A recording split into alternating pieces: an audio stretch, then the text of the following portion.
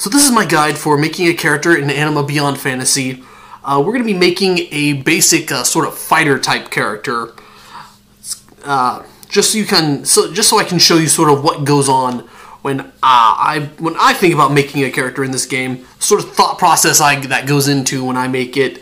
Because even though this game has a lot of moving parts, it's really not that difficult. And the first thing you need to do is, you're going to take your character sheet here, and you're actually going to want to throw this in the trash, because this is a really incredibly busy character sheet, and it's daunting and intimidating. But for those of you who are purists and want to use the game's official character sheet, I'm going to continue with this guide using its character sheet, but I honestly prefer making my characters and just writing them up on a plain sheet of paper. But for those of you who would prefer to use the game's character sheet, we're going to stick with that. So the first step is, of course, you're going to determine what your attributes are. Your attributes are all listed right here. You have a base column right here, which is where you put what they start off as. If there's any sort of special abilities that power them up any, they're going to go here, and we'll get to what bonus means in just a moment. So first thing we're going to do is we're going to go with the basic method where you roll 8 d10s, and if there's any 1s, 2s, or 3s, you re-roll those. So let's just go ahead and organize all the ones we're going to keep over here, all the ones we're not going to keep over there. And this particular method gives you at least one ability that's good, because you always will take your lowest one and switch it to a 9. And you just re-roll anything that is not a 4 or higher. So, since we have a 4 here, we're going to just go ahead and swap that out to a 9. And we have a really nice array here. We've got 2 10s, 2 9s, an 8, a 7, and actually 2 7s. Yeah, so this is actually a really nice array here. And what we're going to do then is we're going to, as I said, we're going to make a fighter type character. And strength is the most important thing for this character, because I want to make him sort of a melee fighter. So we're going to go ahead and put a 10 in here. So there goes one of our 10s. And let's also put our other 10 in dexterity, because dexterity is also really useful for, well, dexterity in a lot of games is useful no matter who you are. But dexterity is especially useful for fighters, even if they're ranged fighters. Next, let's put one of our 9s into agility. And we'll put the other 9 that we have also into constitution. Intelligence, let's just put a 7 in there. Perception, I want a 9 in perception. I don't like things sneaking up on me. And power, let's go ahead and put 8 in there. And last, our willpower is going to be 7. So this is all around a very effective character right out the starting gate. We could feasibly make anything we want to, even with this particular stat array, or we could, swap things around to make something much more effective. And all the attribute bonuses that go into this column right here, you're going to find those on page 9 in the rule book. So we're going to go ahead and open up to that. Page 9.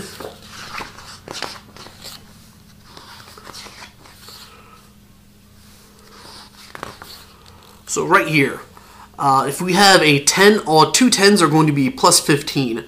So anything governed by strength or dexterity, we're going to get an automatic plus 15 to that. That sounds like a lot, and in this game it sort of is, but in D&D terms, just take any number you see here that is a multiple of 5, divide it by 5, and that's kind of close to what it is in D&D. So this is really not much better than, say, a plus 3. But given how hard it is to actually get a plus 15 in anything, in the way this game is scaled, it's nice. So our 9s and our 10s, or not our 9s and our 10s, our 8s and 9s are going to be a plus 10. So we have plus 10 for agility, plus 10 for constitution, plus 10 for perception, and plus 10 for power. 6 and 7 are plus 5, so we get plus 5 to willpower and plus 5 to intelligence. So this is just all around, as I said, a really good character. The next thing we're going to do is then we're going to go ahead and also going to go ahead and figure out what our life points starting out are going to be, which that is based off of our constitution. So we got the chart right here. We have a constitution of 9, so we start off with 120 life points, which that is quite a lot, actually.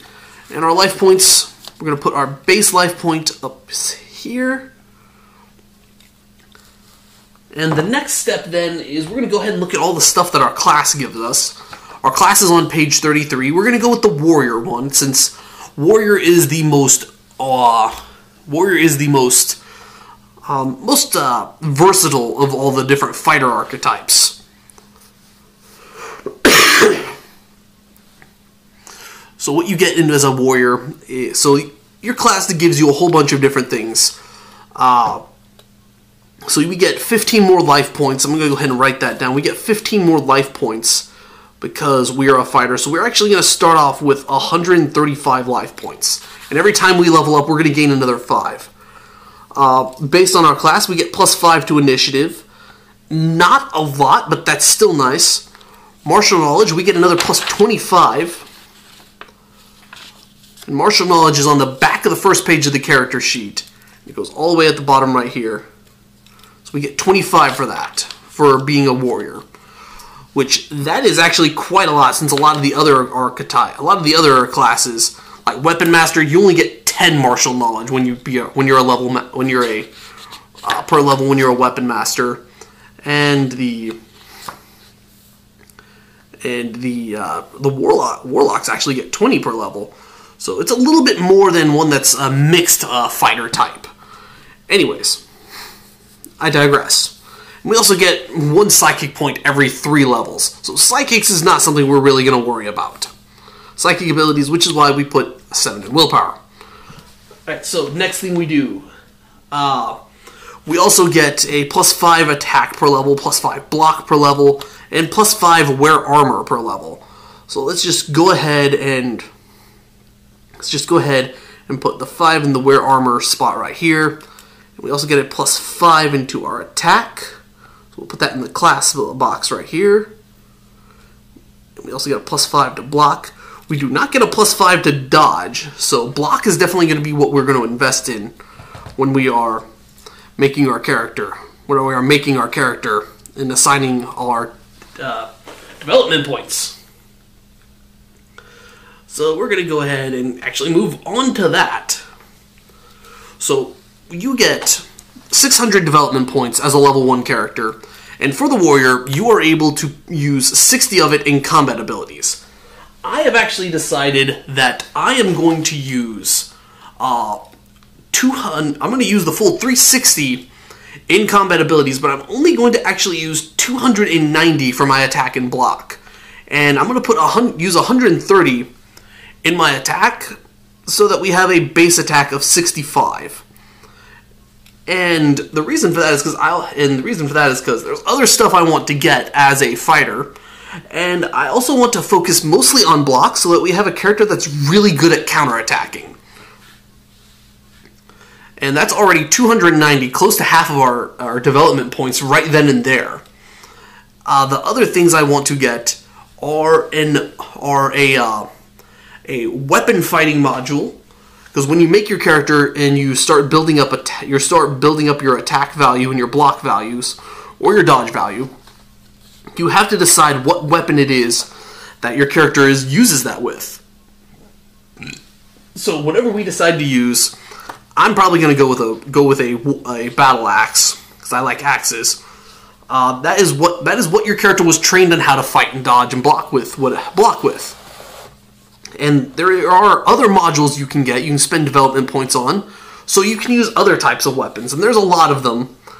You've got ones that are just general weapons, so you can use. These are just for individual different types of weapons, based off of what your primary one is. Or you can go with a more archetypal one, which gives you a whole lot of different weapons all at once that you can use. But I'm only going to go with different/unarmed. And your modules go on the back of the character sheet under Special Abilities Module. So we're going to go ahead and give him Unarmed Module. Write that down here. The lines are so small on this character sheet. That is why I don't like it. Let me just write down 20 here, because that costs 20 DP for that. And with this, we are now able to fight unarmed as well as with whatever our main weapon is. I'm going to say an axe. Or battle axe. So let's just go ahead and write battle axe here. That's another thing I don't like about it. It's the things you would expect there to be a spot for, there isn't. So, and it's 4 pages long of just all kinds of stuff that you may or may not even need. And the ones specific for certain classes are even longer, which is kind of ridiculous if you ask me. But I digress. So with the unarmed module, we're now able to fight equally as good with an axe or without our axe, which is great if we get disarmed. But the other reason I wanted to go with unarmed was so that we could get a martial art for this character as well. And I wanted to go with Taekwondo right here, which the bonus you get for that, there's no requirements, and the advantage of that is our unarmed attack is going to have a base damage of 20 plus our strength bonus, which is 15. So we do 35 when we're unarmed with Taekwondo. And we also get to do an extra attack as long as that second attack is with our legs. So right out the starting gate, we can attack with a battle axe on one turn, and in that same turn we can kick somebody as well. And it costs 50 points as it is now for us to get a martial art. So the 50 from learning Taekwondo, which you write down your known martial arts right here. So Taekwondo. So we get Taekwondo, do 20 plus strength. So we get Taekwondo. That lets us do 2 attacks in 1 turn. One with an axe, one with unarmed attacks. And it's only at a minus 20. Normally I think the bonus is like the penalty is minus 30 or something. So we come out a little bit ahead when we make multiple attacks, and yeah, we do a little bit more damage with our unarmed strikes as well. So, and we also get an extra 10 martial knowledge for that as well. So we have a total of 35, which is almost enough to get us use of ki. We'll definitely have it by next level, and then enough to start getting some other ability, maybe some other abilities as well. And that actually is all of the 306 that we wanted to use. We had put 290 in our attack and block, and then we used another 70 to get unarmed fighting and the martial art Taekwondo, which put us in a position where we can make 2 attacks in 1 turn, right out the starting gate. Because normally for every additional attack you want to make, you need at least 100 attack. So it also means we're sort of close to getting 3 attacks in 1 turn. Anyways, the next thing I want to do is actually to get advantages for our character. Since when you're making a character in this game, you want to focus on one particular thing that your character is able to do. You can branch out a little bit in that particular field, but you want to be really good at least one thing, which we have decided is blocking and hitting people twice. So we're going to go back to advantages, so we can pick another thing, so we can sort of pick up some other things we're really good at. I wanted to go with aptitude in a subject, so that there is one particular skill of these right here that we can get at a reduced rate.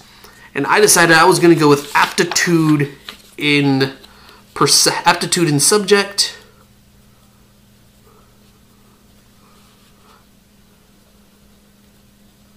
And we're going to go with notice for that. And I'm not sure if you can actually read what I'm writing down here, but I had to use 2 lines for this because my handwriting is big and sloppy. But that costs 1 creation point for that, so we can reduce it down from 2 to 1. So we get a notice at 1 for 1 now. And I also want to go with aptitude in a field, which will cost us 2.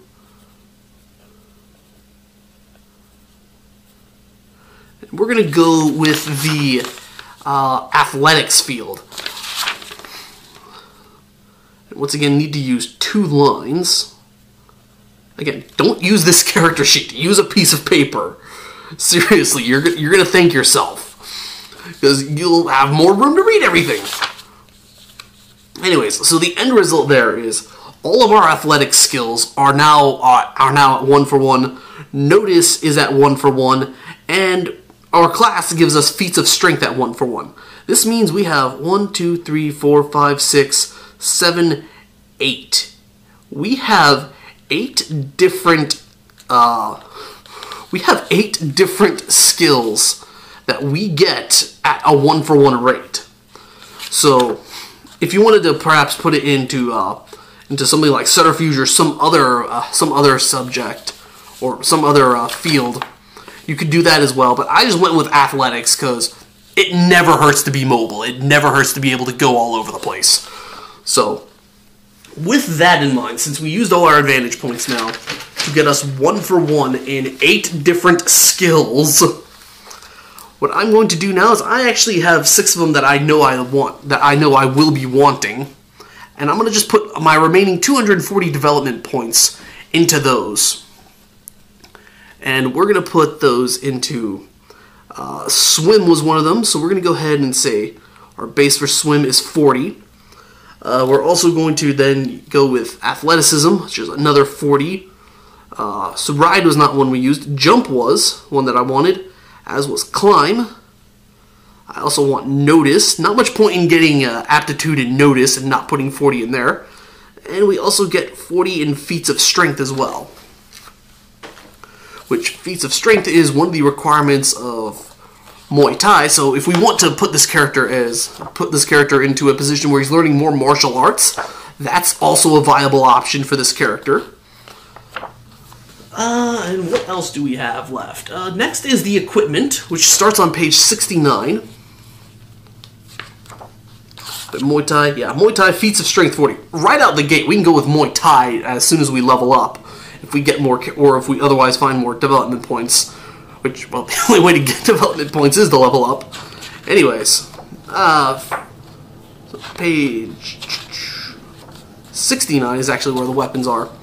Alright, so I said I wanted to go with Battle Axe. The stat block for Battle Axe is right up here. You write your weapon information right up here.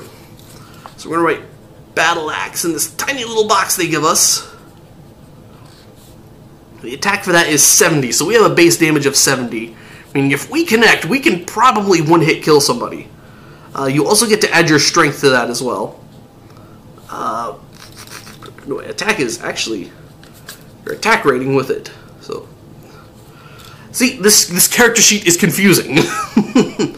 Alright, but our block, defense is 80, base damage is 70, plus our strength bonus, for a total of 15. We do a total of 85 damage if we get a perfect hit on this. Speed, fortitude, and breakage, you also have little tiny boxes for that. Speed is most important because that actually affects your initiative. So this guy's going to be slower than molasses on a cold winter day, which is why I decided to make him really good at blocking, because he's probably going to be interrupted a lot. So he needs to be able to stop attacks and deliver punishment in return. Let's also go ahead and put unarmed as well, since we're going to need that information. The attack for that is still 65 because we have unarmed fighting. If you were to fight unarmed without the unarmed module, you would be at a minus 60, which would only be 5 attack. Or actually, no, I'm mistaken. We have a much higher attack because we also get our dexterity bonus to that. We get a plus 15 and the 5 from our class. We get a total of 85 attack for any sort of weapons that we are skilled with, battle axes and feet. And we also get our dexterity to our block, so we have a total of 100 block. That is a lot. That is close to double what most level 1 NPCs have in attack. Nothing is going to get through to us. Anyways, the base damage of our unarmed attack is 20. is 20, and we get a strength bonus of 15 for a final damage of 35. Again, if you want to make this character better at fighting unarmed, Muay Thai is probably the next thing you get, because that does triple your strength bonus whenever you're damaging. So if we were to get Muay Thai with this character, he would be doing 65 with a kick, and he gets one of those for free when he's fighting. I also decided that I want this character to be even more absurdly better at blocking, so we're going to get the shield as well. And since we have the strength requirement for it, why not? Let's go with a full shield. The full shield has a weapon damage, damage modifier, but you don't want to use your shield as a weapon because you actually have to buy a style module if you want to use it as a weapon. So we're just going to use it purely for the defense, which gives us an extra 30 to our blocking, and a 15, but an extra 30 to our blocking. So we have 130 defense because we have a full shield. That is ridiculous. But since we don't have the style module for it, our attack is a measly 25 if we were to try to hit somebody with it. So just defend with the full shield. And it's only marginally stronger than our feet anyway, so we're probably better off just kicking someone's head off instead of smacking them with a shield. And last, we're going to do some of the... So that's all of our equipment. So the last thing we need to do is just fill out the rest of our... let's just fill out the rest of the bonus and special and class stuff for our secondary abilities, and we will actually be done with this character. So we get a bonus to athleticism based on our agility. It's only 10, so we get 50 for that. Ditto for climb, so 50 there. Jump is based off of strength, so we get a 15 there for a total of 55. Not too shabby. Swim is also agility, so that's a 50. Feats of strength is based off of, predictably, strength. We also get a class bonus of 5 for that, so we're sitting at 60 for feats of strength. Notice, based off of perception, we got a 10 for that, and we get 15 notice. So all around, we have a character that's pretty well all-terrain. He can go just about anywhere. He can wind up just about anywhere. He can also move things out of the way really easily, and there isn't much that escapes his eye. He's also absurdly good at defending, especially when he's got his full shield, and he can attack twice, and that includes counterattacking as well. So he gets at least 2 counterattacks per turn. And if we want to sort of move him into other directions, he's in a good position where he can start building up martial arts and gaining martial knowledge as well. There's also, we can also just make him even better at attacking, make him attack more often. If we wanted to, we kind of neglected going with armor, but he has a high strength, and he gains that every time he levels up. So wearing armor is a good option for him as well. If you really feel so inclined, we could also add some more disadvantages to give him some more aptitudes or other advantages as well to compensate. He's got a really low speed.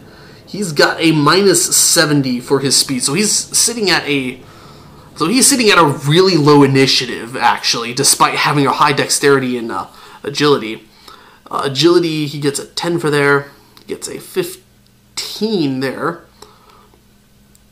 So, and he gets a 5 from his class. So we're overall, yeah, he is actually sitting at.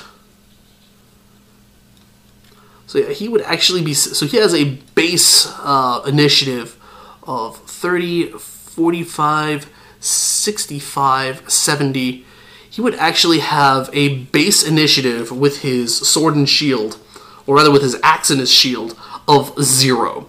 So it's whatever he rolls, that's his initiative. So emphasizing block is definitely the way to go with this guy, especially since he has a shield. You could also add armor to make him even more of a tank if you want, or you can emphasize making his legs stronger with Muay Thai, or you can start branching out into other secondary abilities as well. So there you go. That's just for a warrior. That's just for a warrior fighter type character. Because he's also going to get martial knowledge as he levels up as well, so he can get key abilities as well. And this, I think, is a good example of why Anima is such a friendly game for characters who, or players rather, who like to play fighter characters. Because this is like the most basic fighter you can make, and there is already a lot of directions we can take him. Which, in a game like, say, Dungeons & Dragons, you just don't normally get. So, with all that said, I am Untitled Chapter, and I will see you all next time.